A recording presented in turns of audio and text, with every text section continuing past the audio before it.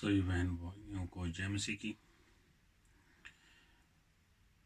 कई बार लोग मुझे मिलते हैं जब उनको मालूम होता है कि मैं पहले हिंदू था, अब मसीह का मानने वाला हूँ, तो मुझसे सवाल करते हैं या कुछ और करते हैं। तो मैं चाहता हूँ मैं अपनी गवाही दूँ, ताकि जिसको मैं 5 मिनट के अंदर नहीं समझा सकता, समटाइम या 1 मिनट के अंदर नहीं समझा सकता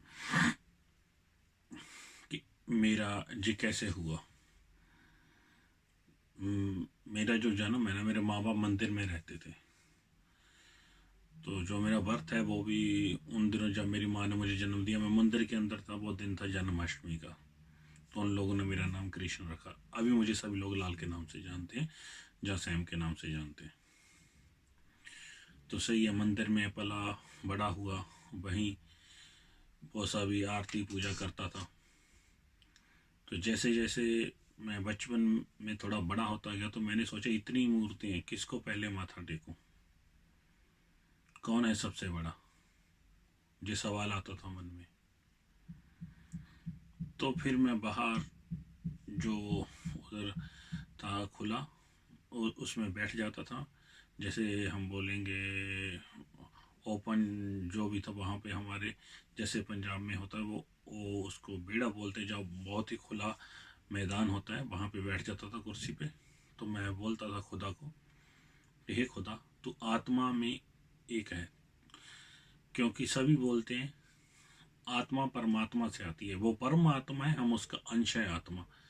तो हे हमारे परमात्मा, मैं तेरे को जो है अपना वो देता हूँ भेंट, जो अपनी पूजा करता हूँ, ताकि इन मूर्तों में कौन बड़ा है कौन छोटा, मैं इसके झंझट में पड़ता ही।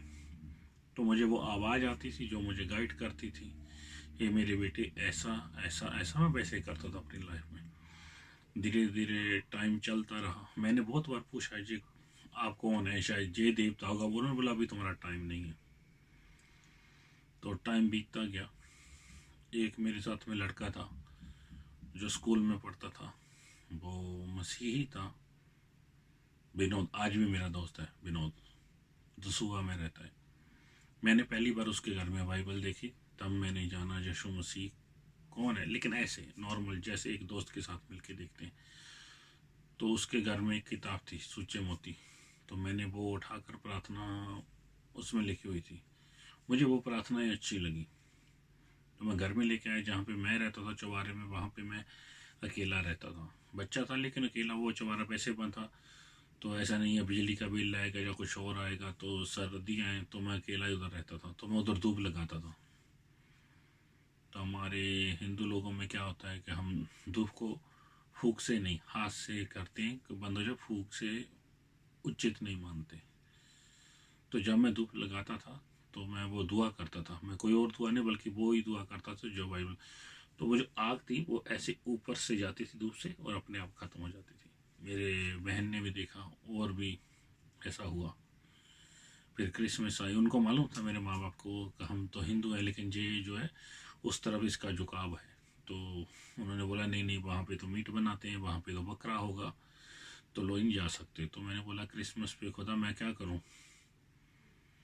तो मैं अपने घर पे ही था, मैंने एक मोमबत्ती ली, लगाई, वो जो 20 लीटर का कैन होता है, आज तो मालूम नहीं आजकल के युग में होते होंगे, नहीं उस वक्त था, वो लोहे का कैन, उसके ऊपर लगाई।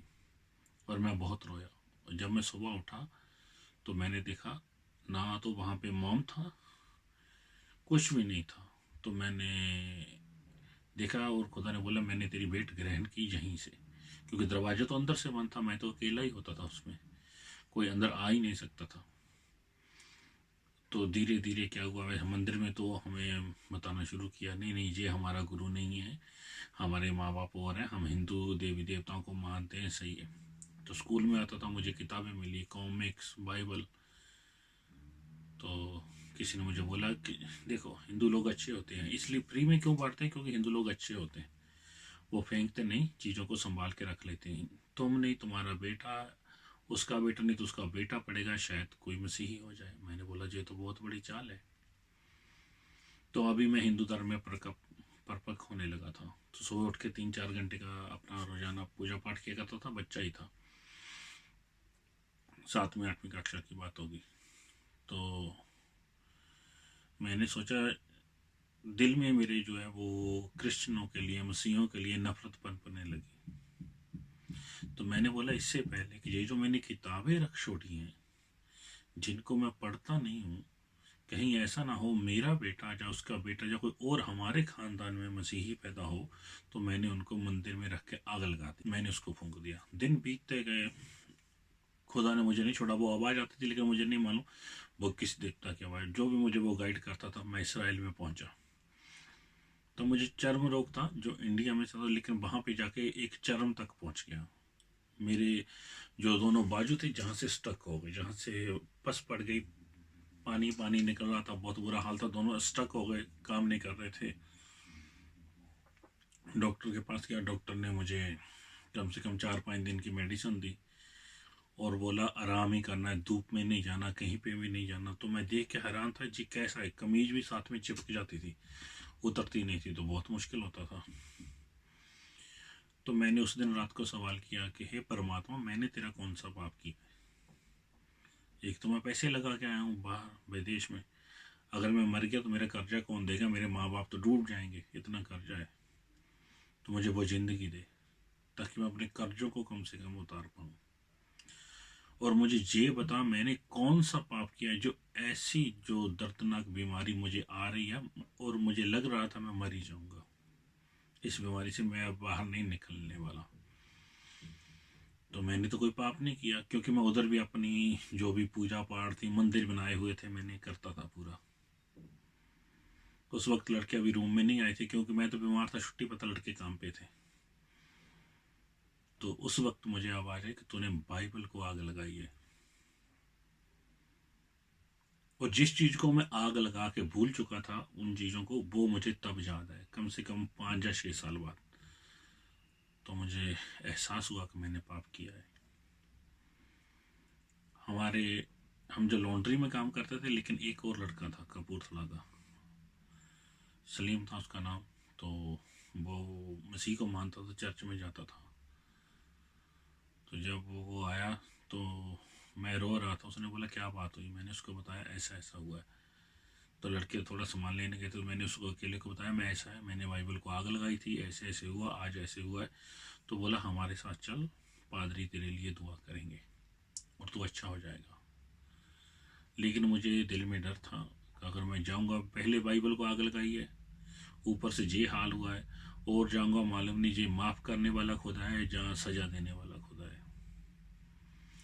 तो फिर मैंने उसको बोला मैं नहीं जाने वाला। वो बोला सही है, मैं पादरी को बोलता हूँ वो तेरे लिए दुआ करेगा। तो अपने बिस्तर में सभी लोग सो गए। तो मैंने खुदा से बोला, खुदा अगर तू खुदा है, अगर तू ही एक खुदा है, तो चर्च में नहीं, किसी जगह पे नहीं, तू मेरे बिस्तर पे भी मुझे ठीक कर सकता है। अगर तो तू मेरे बिस्तर पे मुझे ठीक करेगा, मैं मान जाऊंगा तू खुदा है। तो मैं उस रात को सो गया, जैसे सभी लोग खाना खा के सोए। तो रात को मुझे वॉशरूम के लिए जाना था, तो मैं उठा। जब वॉशरूम गया तो मैंने अपने हाथ वॉश किए वॉशरूम जाने के बाद में। तो टाइम करीब 12 से ऊपर होगा।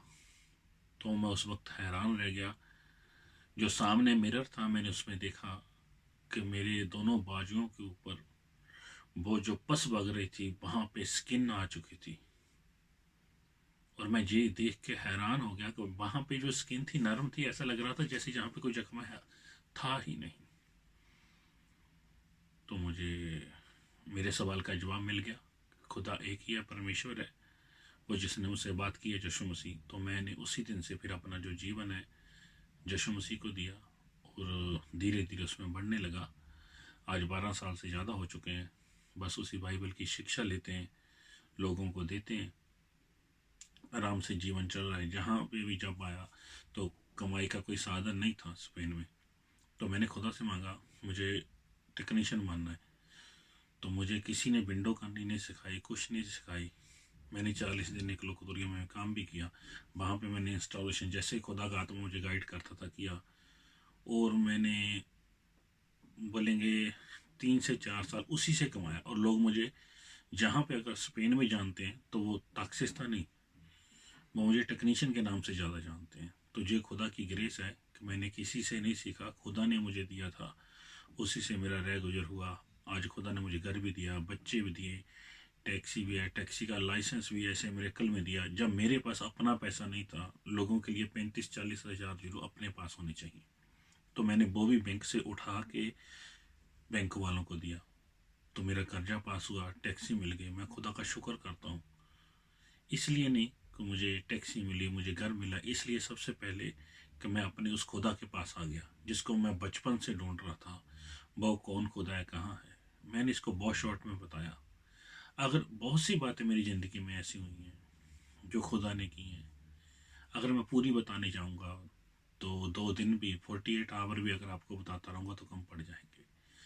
क्योंकि ये 12 साल तो वो है जो मैं मसीह में आ गया, लेकिन जो बचपन से मेरे साथ होता था, एक बार की मुझे वो जो बात ज़्यादा याद आती है वो ये है कि जब मैं और मेरा एक दोस्त था सोनू, मेरे मामा का लड़का, क्योंकि मेरी हम उम्र था तो हम दोस्त ही बोलते हैं, तो हम जा रहे थे, तो हमारे जो वन वे था, जैसे उधर से लकड़ी की गाड़ी का बैलगाड़ी आ रही है, इधर से बस है, बस के पीछे वैन है और वैन के पीछे मैं हूँ।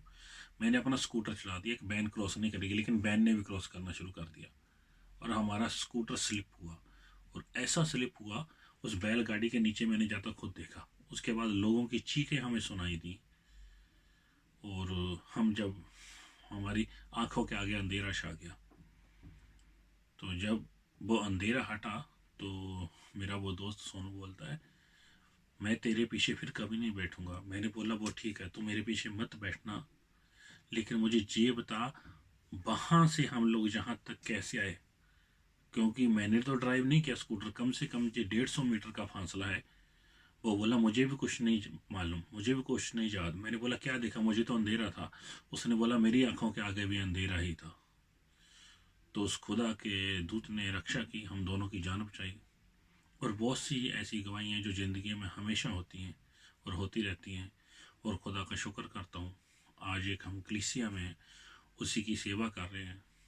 यीशु मसीह आपसे प्यार करते हैं, जहीं पे ला सगरेरा में हमारी चर्च है। तो खुदा का धन्यवाद करता हूँ उन सभी चीज़ों के लिए जो खुदा ने हमें दी हैं, आत्मिक बुद्धि दी है, और इसी चीज़ में हमें रखे और अपने में समर्थ करता रहे। प्रभु यीशु मसीह में सभी बहन भाइयों को जय मसीह की।